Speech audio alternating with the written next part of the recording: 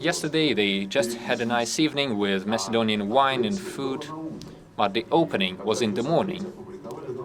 And other newspapers published the photo from the morning session, the opening, where all the countries were present, including the Russian Federation that I represented together with my other colleagues. But during the evening dinner, we were not present. In the morning, there was no Ukrainian minister or ministers from Poland or the Baltic states. Secretary of State Blинken left, Borel left. Why does this happen? Perhaps they wanted to underline their intention to isolate Russia. I think they were just cowards.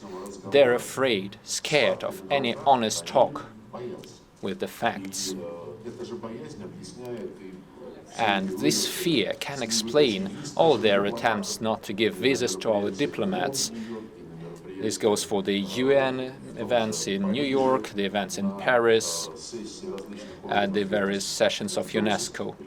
This is just cowardice, simple cowardice.